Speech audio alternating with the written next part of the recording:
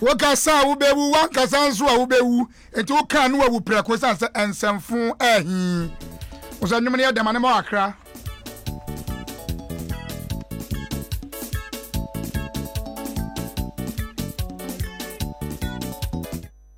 is 11 minutes past 12. Jumade we friend kana our Sempa 94.7. Me and me hu chami media ne kwame obade the man in the building.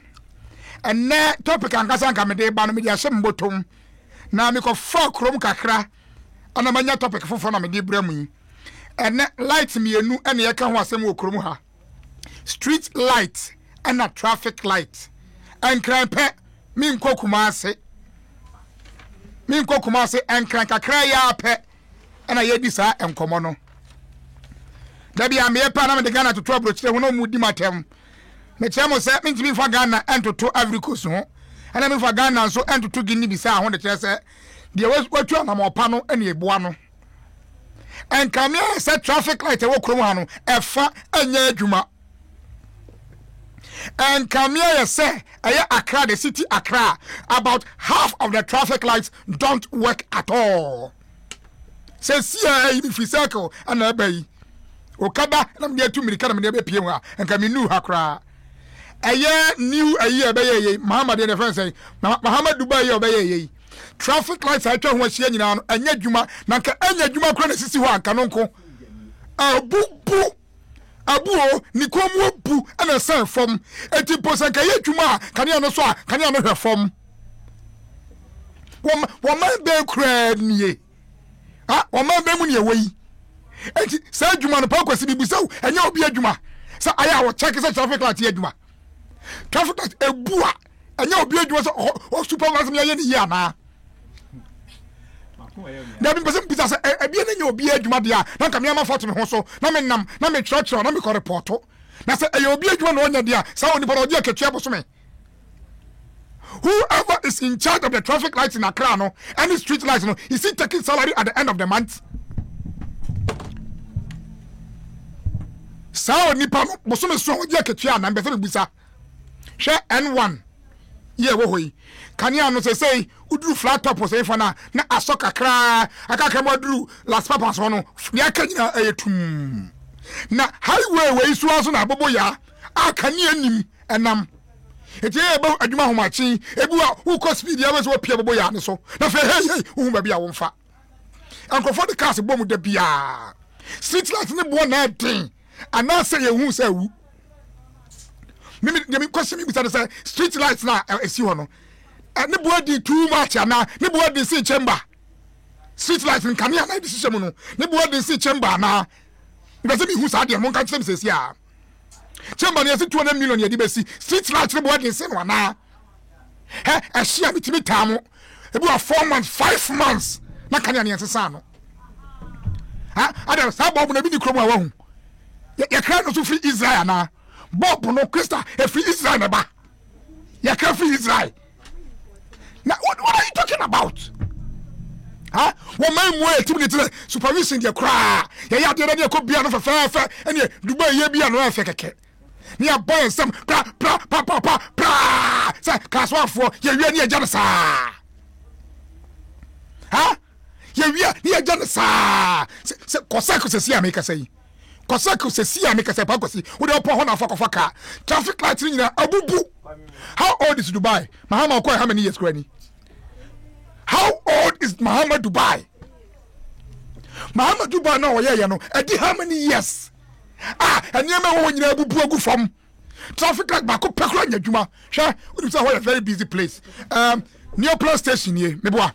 Enti people are crossing from Neoplan station to VIP. So many people over there who do as a stadium. So it is the duty of the traffic light to regulate the movement. Kakakakwa. Now, a yaba, hipakakraba, when you a boo. I want a train sunam. Kwabna, Pagosi, me say, and yes, I say yo, a boo boo. A boo boo, a big kwa. Now, the area who's a traveler back when we are done so. And they are so, but a form. Tetegunu, so, a form. Back also red, gold, green, and yellow in your associates. So it would do so which no, so who call, so who can you tell? adani etimi ejibi ye ho okromo asa hwe akamponie o akamponie ahamponie so what I say etenye obi adwuma traffic light ebua enye obi adwuma so koye ni yi ana sa onipa no wan street light esia enye obi adwuma sa onipa no wan oh say lights a bit off for some few minutes some few days I am okay but whereby it miss you 1 year 2 years 3 years not just a year dia grow ya nye ya dwese a problem ya bo e okrom asai ya say approach na traffic light mi ko off ma tiri nyina na so ye die de nya off keke traffic light and go off 4 days 5 days 6 days and na me do kwaseman adum post ni bia ni ho ana ya so driver for the obi ani ate obi apese okọ ana close to 25 minutes I was just standing still because half one of the sequence him and ye nyina yaka ho ne gina ho baby akwa no ye late sande ma wonya affect productivity well traffic light aya dwuma abusa from traffic aya dwuma eti empanifo mu twem mu hunu it is time you hold the people responsible for not doing their job well mimiti hey about 12:30 no 12 o'clock na kama ma ade che na me query come your body unim so be kanawu na wa ma na so abanye mane de eno se jare tra wo ma o pe brabo no yes na obo ne bra light me anu we ho asem na make traffic light and street light go there say ye nyina na etu aka me bo a eti and light no problem so the problem is the bulbs now no because busa ho asem say bulb ni wa ya nkrofo wia say technology ko nanim e say mutimi ya bulb no such a way say so bi kro 235 na hwe dem ka so tiase me phone ya da say o fa wa fa na kwa you the ya work man ona mana de bon nyum kro ya mutimi fa mo wo broni ko nanim hu say no phone no bi nya video be fa enti enya ni say iPhone mutimi block it enti mutimi nya bulb bi a sa bulb ko utu e be say so we say obi enkotu. How hard is that? How hard? Bob boy saying. Bob partner boy deal we are saying. You don't saying. So we will not empty for Christ. Some yes I do man. Omunya away. Omu nim. Say N1 George Bush. I did the more remaya kwai. I dey challenge. Tokania kwa. First is won't talk. At the performance. What my way at the performance. Ya da perform. Any a good chroma saying. Wakwabanya ye kwan dia mawo fakane akwa ehyeso na nso na won kasa una man fon fa hwe kwan eno kwa ntimi nye na da bush no ba ye kwan no do ka bush kwan na meka no kane no half enso se bobu na wu a munkoto bi ne mfa nkohyem na ye kasa brochefe nya hwe sane mani nyina ka ho kane pavement ba bi se grass na ho ye kama Kromo ade say asem panifo ni ha ade say a eno an say me say Mahama overpass na obaye ma ye no ye fe na fe Dubai no traffic light wo hu nyina no asay mu ya me awie makọ ho na me fi am bai me kwa boso kan me do second am say the see from as me kan the number of traffic lights abubu ye for the past 3 years ebu 3 years ni enfie miensa ni na traffic light abu okwa might be so traffic lights na our system are regulating. So when this one is off, they know that this is off. Then they work according to that. I don't know if you have the same system in here, but senior system means what bo. Already moto nipa in between VIP and Neoplan station. Already moto air bunker for cars air bunker for all because the traffic light is not working. And quite like Chemo, and Penifo Chemo, and Miro Chemo, Ghana Happy, and only part to reach him, and says the Scout Highway, yes, traffic lights in Yajma. Apple, Cromo Pet, and now only power to reach him, Sabeka Fracture or Yare to reach him, was such high street so as Lessica. I brought traffic light and so any Yajma. Will be a mayor my way, my own. Sound my way, no, or be a free baby, my own. Aba from a boy besia on a boy near the Jimmy on the form or judge interest. It did over the beard of the mount. Maybe I call me with some who say, it's any way leaders and I are profaning who are now, and the other side to Briska at your mom. Make me near me with a no, celebrating over interest. Scott de Mount or Jeho and see who nti wo ba dia ba e de ba ne ma fo a ono enfa ne ho kana wu sanse ensanfo e hi Asempa 94.7 Media kwa me opa the man in the building anche be bia ahoma na wo so wa fire bi sanse Ghana ne nyina Ghana ba bia wote street light te say ho ba bia wote no traffic light ho na etisan so da me ka no tiase ade ne be ye ye wia ye mentani ane ka wa na kura nkaye wa tiase wa na kura nkaye ni aye hwehwe ni mu ye kosila bia ma atames ye duru ba bi ni agai na futuro ane na ebo no a waste of money. We are wasting resources. Traffic lights in your toy.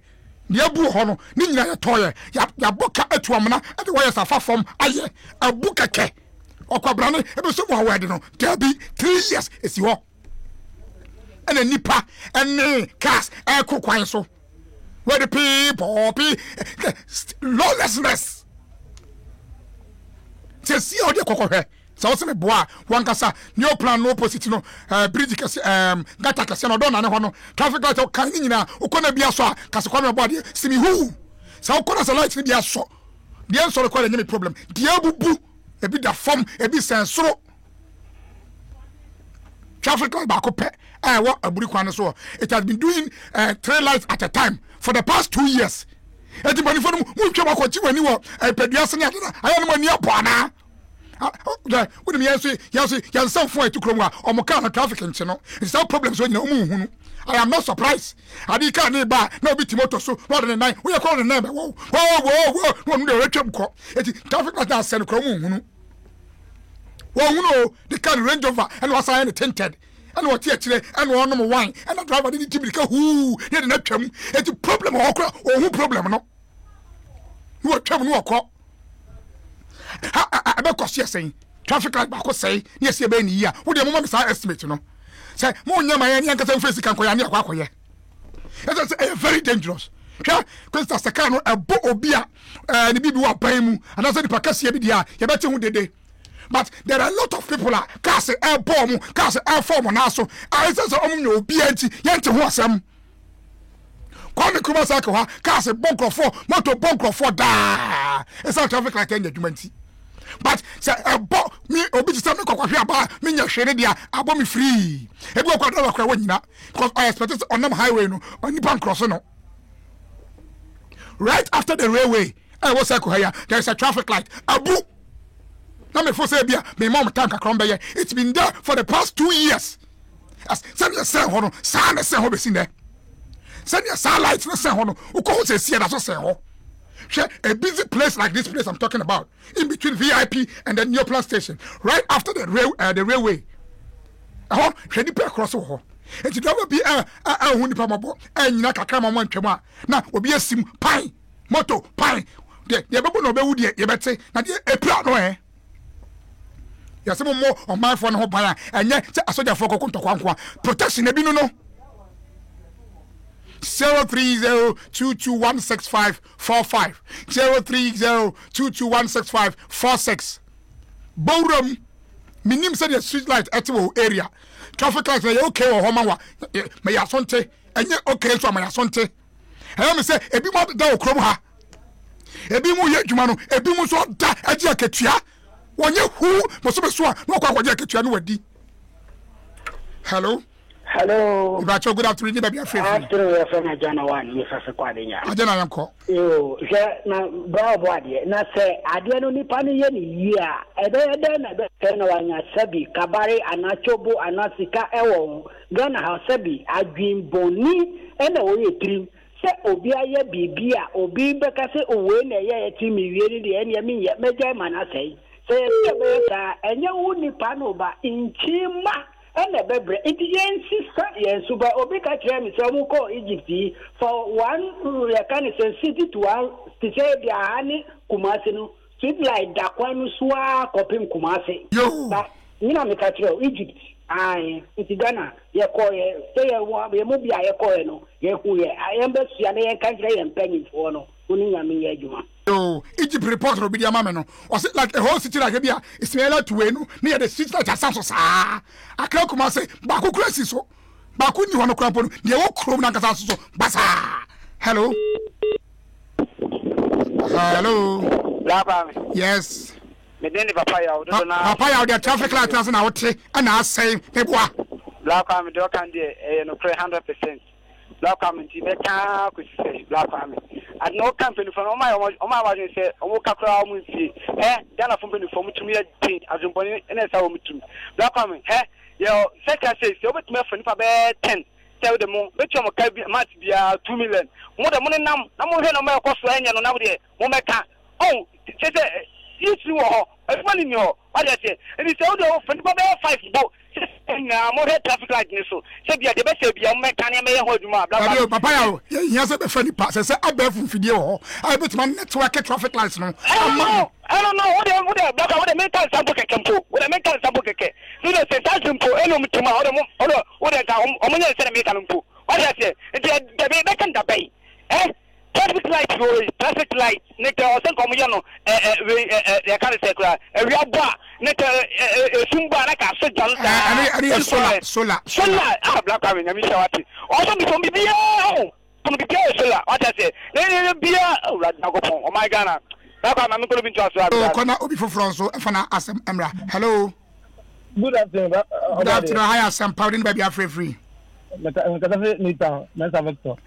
hot traffic lights net say oh na traffic lights na asema okay o kwa say enya djuma ana mi hunu say positions no obi no position bi no say traffic lights okromu a because no kwa tinted moto di nanim o di one say o tietie wada de nanim kwa e hu kwa say ake nje be meka wei na say centrophone de be meka e bi nya atom o ka ho e bi nya atom because we hunu say individual be na ade na central na so say me organize go for akoko say but who say takwadin kwa na ira kwa who central ni who ka so obi ate odi woni na ko ego say na wuya any government issue ni come like and say wuya but any individual na what you know can asem no normal obeka nyankopon na mu naten do de me fi no into government ade a won central ni na say wo kana me anema be boa man no ye fa anema be boa man ni mu be boa man no onye de onipa na ya nyame ya aduma etina bi no ye nyina ko na ko bu ata ene obi a nyankopon de obi a de be chene nsa wo de wo de chene nsa won fa hye wo nsa into obi a ye ne de but o man ne de ese me ni ko but me ne usika ene de ko di ska ko di traffic light no into say yanka wasema enu de enkoye de be meka say ebe yo enye yo ntentwini nu wa wo ti de sina wonya akonya na me djuma me tin metra ko me ba ko me tin kasa say me kasa fun so ekwa wo fa so kasa no me tin kasa enti me djuma me yeso obo de wo betima yo but wo be ya amana bo enti na madu akoto na wo kasa mo bia ti no de ni pa ne be o government na so ka individual munjai yo adwuma dase kona obi foforo so emra hem say for Facebook for so kakra je say mo so homa jimre na mo de hwe yan we your friend Javius Moses so say I'm watching from Tema we say it I say it with you no say it or we your friend Yayira Segbe Fia say welcome bra Kwame say it all and we are saying it all we your friend Kofi can take consent or say I'm watching from you doing a great job you didn't mention the place tell me more fire or say more fire Yayira says more fire. We say our problem is maintenance. These leaders have been and stayed off in the UK and Europe and several places, but they don't want to bring what they see over here. And also somebody else called Joe DeGraft and I'm also the other two. I don't know. Or see, they are rather building cathedral instead of repairing the traffic light. They are thinking of building a cathedral. And anyway, so Aircar was watching live inside the donut headquarters in Ashanti region, and I think so. God bless you, my brother. We are live on Facebook as well. Hello. Hey, brother. Sorry. Now you kakra. Bini body na fire nianko. Bini sorry for delaying you. Oh, and yes, brother, I'm winning. When you can't so your man, I don't know. And come on, to I can speak as a I can't tell you. Omuni start me agberefume ti South Africa the the job after omu perform na so omuni do pass do o man na say onu no dey say ma ti so no onu ade Founders Day na to go ma awon ni say and the bad traffic light na ma he na you know omuni papa bia omu do mu party no personal interest o man no say there yo agbere for me da ase ba hu say fire for no 5 for no cross million just embre na ya bia enesa entiatie for o man ho do nti na ye nyina ye wa ha se ni ma bi wo ba bi na okay yemfa ba kon kan hello ba chodin ba bia yes sir but George Cop abamni o dodo na frɛ me kwata bi wa Utu village bi a ye frɛ ko kemo na yenko mpacho maybe say ana street box no ana say street light no eye aban na ewo ho responsibility ana say o man no na ewo ho responsibility na why ni aban no o man na ni aban no me kire say baby asa ade no bi wo no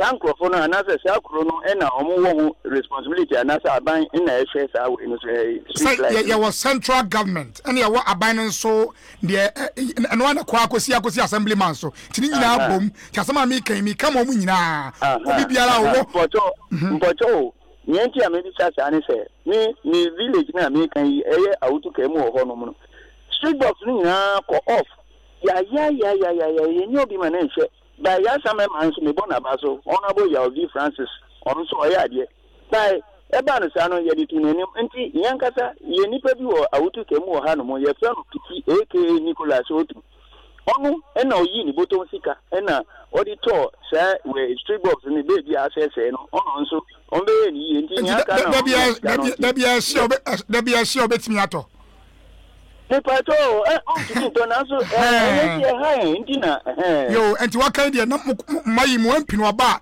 mo ne ntina na mo ne nkasa sa da bi esum nya de papa krono koso wosumu awudie koso wosumu to fa street light no embre mo yo MP ni Georgiana mo abo Georgiana yo me so me da se I think that one na last caller abusia aha na embre be ba kwa me de dwumade no asie ne asempa 94.7 kana wu san se ensemfo ehi